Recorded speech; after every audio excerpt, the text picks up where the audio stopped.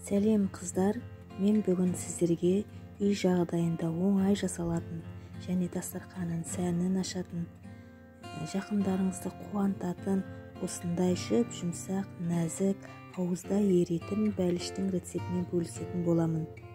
Яғни видеомны соңына дейін қарап, каналыма жазылмаған жандар болса тіркеліп, лайк басып кетіңіздер.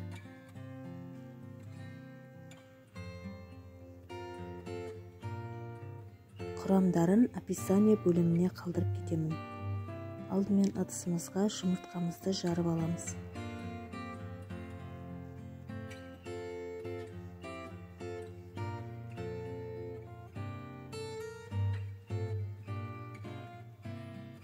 Және екінші жұмыртқамызды сарысы мен ағын бөліп аламыз. Яғни сары уыз мен ақ уызын ажыратамыз. Сары уызын бір кесеге алып қоямыз, себебі бізге ол булочканың бетіне жағуға керек болады. Және шекерімізді салып, венчиктің көмегімен немесе шанышқының көмегімен араластырып аламыз.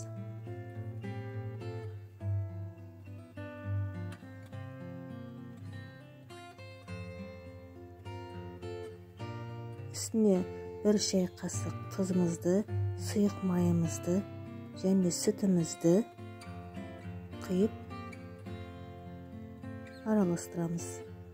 Бұдан да басқа булочканың рецепті менің YouTube каналымда бар. Және осыған ас қасық дрожжымызды, яғни аштығымызды саламыз, жақсылап араластырамыз. Яғни енді ұнымызды електен өткізіп аламыз, міндетті түрде үшке немесе екіге бөліп салып, алдымен венчиктің көмегімен, одан кейін қолдың көмегімен жақсылап жұмсақ қамыр илейміз.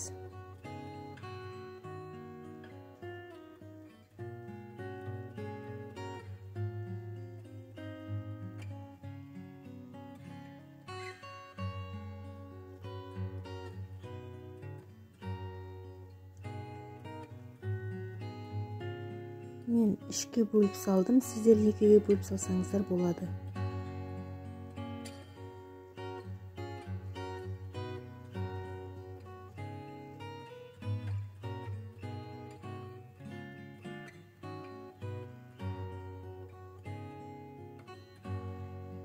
Міне қыздар, біздің қамырымыз жұмсақ, қатты емес, бір келкі қамыр болып шықты. Енді осыны пищевой пленкаға немесе кәдімгі машик пакетке орап, жылы жерге 1-2 сағатқа көтерілдіріп қоямыз.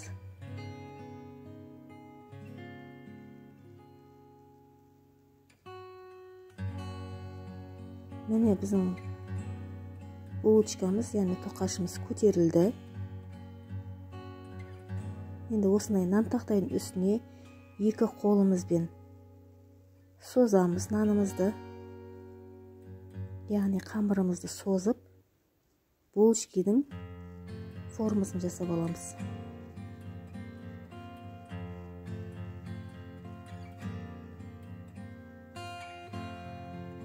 Қолдарыңызды кішкене ғана майлап осылай созсаңыздар, өте жақсы созылады. Ешқандай да ұн қоспаймыз қыздар, ұн араластырмаймыз. Міне басын біріктіріп алып, қамырымызды осылай бір-бірінің үстіне орап шығамыз. Өздеріңіз қалаған формада келтіруге болады қыздар. Мен осы сырада өзімнің жақсы көретін формамды жасадым.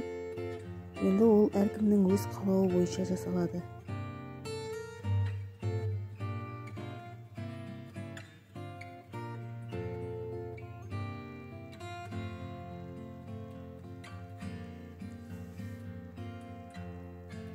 Міне екіншісін тағы да көрсетіп жіберейін.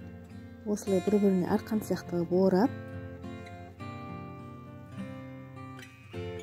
яғни бір-біріне айқастырамыз. Барлығын осылай жасап шығамыз. Табамызға алшақ қып орналастырамыз. Енді осыны бір жарты сағатқа бетін жауып көтерілгені күтеміз. Міне қыздар, біздің тоқашымыз 2 есе үлкейді. Енді бағанағы жұмыртқаның сарысына кішкене сүт қосып, тоқаштардың бетіне жағып шығамыз. Қалауларыңызша мак сепсеңіздер немесе күнжіт сепсеңіздер болады. Тіпті болмай жатса сеппей қойсаңыздар болады. Мен үйде бар зат, яғни мак сеуіп шықтым. Енді осыны 180 градуста 30-35 минутта пісіріп аламыз. Міне қыздар, біздің тоқашымыз өте әдемі шықты. Кәдімгі магазиннен кем емес. Енді осыны жасап көріңіздер. Ұнап жатса менің каналыма жазылып, лайк басып, пікір қалдырып кетіңіздер. Сіздермен болған Кәмшат. Келесі видеомда бұдан да басқа рецепттермен бөлісетін боламын. Келесі видеомда кездескенше.